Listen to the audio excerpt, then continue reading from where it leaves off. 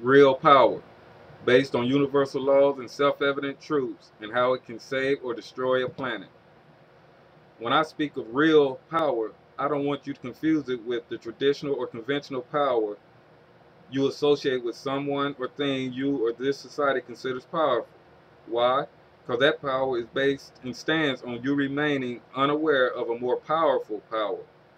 If, and I say if, they knew about it, because some do, they try to corrupt or manipulate it to keep this world moving down the same path it is presently on, with them on top looking down on and at you. Don't worry though, if I thought it was possible for them to do that, I'd keep it to myself. But the power I'm about to make you aware of not only neutralizes but eliminates the so called power of the people you typically consider powerful. The ones affected by this new power are the ones whose power is based on keeping you powerless. That's the only way they can stay in power. The definition of power I will use comes from the Internet Dictionary word web, which is the possession of controlling influence. The beauty of this simple definition, once you clearly understand it, is that there is no physical aspect to power, meaning there is nothing to do with DNA that makes one person more powerful than another. So anyone, and in fact everyone, has an unlimited potential to exercise power, for good or bad. It's up to you to decide whether or not you want to use it. When you understand that power is a mental or psychological concept, then you will see the power you have to support other people's power or not to support others' powers, therefore weakening their power. You have that power and more. You have to realize that we all have the power and access to the source of that real power. So in reality, no one is more powerful than anyone else. Some people just use theirs differently, and others don't even know they have it. Hopefully, this video will change the lives. Your present situation, rich or poor, black or white, or whatever race, homeless or living in a mansion, doesn't matter with the real power you have. Remember, power is a mental concept, so unless they control or possess your mind, i.e. slavery, you don't have to support their power. By the time this video is over, you will know you have the ultimate power, as well as how to use it to change this country and planet to whatever you decide. It will be your choice. The power I'm talking about is the power of unity. Because we don't have unity, this world is the result. This is a self-evident truth. You know, united we stand and divided we fall. This is also a self-evident truth. This country and planet is more divided than ever. Why is that? It's simple. The people who use this present day power that's based on divide and conquer and your unawareness of true power wants it like that so they can stay in power. It's easier this way because as divided as we are, they can just play one side against the other while not really caring about the winner because as long as we stay divided, they are assured of victory. So unless you like this scenario, this present day world situation of the haves and have-nots, we must come together. With the planet at stake, can you put aside the things that some people have taught you, mostly lies, that are keeping us apart? Throughout this video series, you will learn about some of them.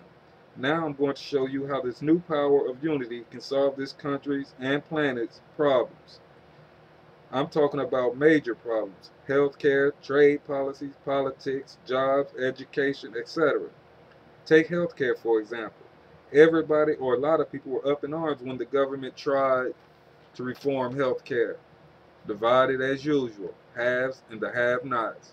I watched it on the news from start to finish and saw what everybody knew was going to happen. That was the watering down of the healthcare reform, so much so that no one is happy with it except for the health insurance companies. Midway through this futile process, it struck me that the real solution to this problem would be for people to come together and start their own health insurance company as a nonprofit. You're probably saying I'm crazy, because that would be an expensive solution. You would be right and wrong with that assumption. It would be expensive to set up if you tried to limit the investors in it, but you don't have to limit the investors. All you'd have to do is float the idea nationwide after you decide on the cost to set it up and run it. Then ask that anyone who wants to be a part of it to send $5, $10, or $100, whatever they can afford, toward the cost. It can be a donation or investment with a set one-time flat payout. For example, $100 will get you $300. Also, everyone who gets in on this becomes a member and gets to vote, one vote per person, on who will run it. It will be ran as a real democracy, with total transparency in reality, not just in words or theory. All members will have the opportunity to help guide the company via electronic votes over the internet. Everyone knows what and how they want a health insurance company to treat them, especially one that they are part owners of. All claims that don't fit a standard formula, or however they do it, will be put up to a nationwide electronic vote by the members with a simple majority needed to decide the outcome. I might be a little sketchy on the details, but the overall point is that once the government said everyone should have insurance, that makes this solution all the more plausible. You and I both know that the present insurance companies are salivating at the mouth in anticipation of the law coming into effect, and all they see are dollar signs. You and I also know that left up to them, we won't be treated any better. Matter of fact, if we all, meaning legal citizens, had an electronic vote number, say attached to our social security number, we could eliminate all the game playing in DC by people who don't have our best interests at heart. We could have a government that works in real time, a real democracy. No more will politicians be able to treat us how they want to treat us and then try to sweet talk us around election time with commercials. Why? Because we could e-vote them out in a matter of hours. Another reason we need to embrace and use this real power that we all have is that until we do, they, the people without our best interest at heart, will only get more powerful, which will only mean that things will get worse for us quicker. Think about this. A law is just passed that allows corporations to contribute unlimited amounts of money to election campaigns. Whose interest do you think that was in? Do you think you will be better off? I bring this up because it's a timely, clear example of the disdain that some so-called powerful people have for the common person. They don't think you are smart enough to see that they are going to buy all the politicians so that it doesn't matter who wins, Democrats or Republicans, or even Tea Party. They will all be controlled by the corporations and their money on a scale you can't even imagine.